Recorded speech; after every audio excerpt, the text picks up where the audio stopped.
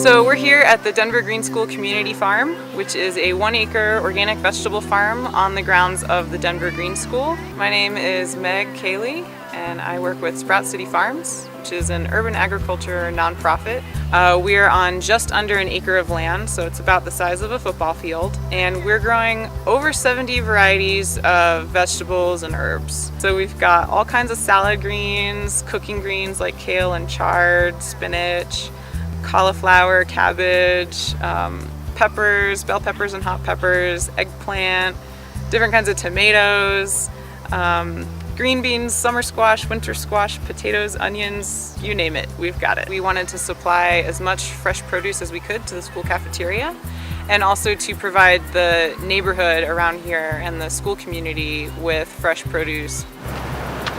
This is the first school of its kind in the district, a school dedicated to sustainability. And for us, part of that mission of founding a school like this was to be able to do things differently. There's no other school in the district or in the state that has its own farm, growing its own vegetables, and working and supplying the cafeteria. So it's not only record-setting and history-making for the state of Colorado, we believe that it's connecting kids and improving their learning and their health. We knew that we wanted this farm and this garden to come to fruition. Running the school building itself and everything that was going into planning and making the school a reality didn't allow us the time to be able to do all that you see out here. So it's just been a really great partnership for us.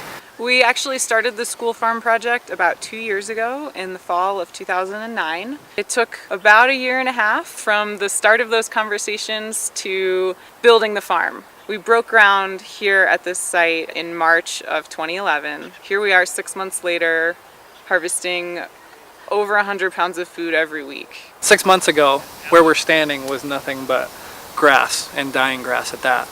So to have this space transformed into now a vibrant farm is just beyond our expectations. So it's been really amazing to watch what Sprout City Farms has been able to accomplish with such a little staff. I mean, 8,000 volunteer hours have gone into this place. And that is both on the ground physical labor and the time that our board of directors puts in to running our organization and fundraising and all that good stuff that keeps us going. We don't take that for granted, and we know how hard they've worked to make that happen.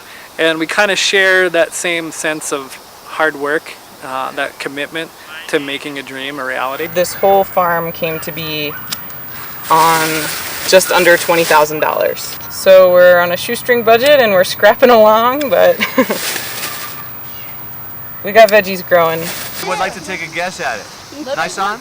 Beyond the learning that's happening in the classroom, you have kids learning about what it takes to grow healthy organic vegetables, and then what that means to their overall health and well-being. We had third grade out here doing math lessons. They were counting, if we have 90 eggplant plants in a row and we have 3 rows, how many plants do we have?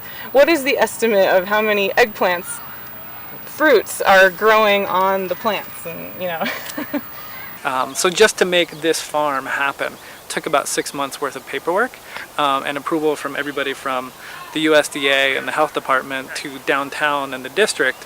So it was a long, arduous process to get here. In order to start supplying the cafeteria, we had to work out a lot of food safety protocols since this is the first project of its kind. We got our harvesting protocol approved by the Colorado Department of Health and the Department of Agriculture and food safety experts at Colorado State University Extension, as well as DPS in general.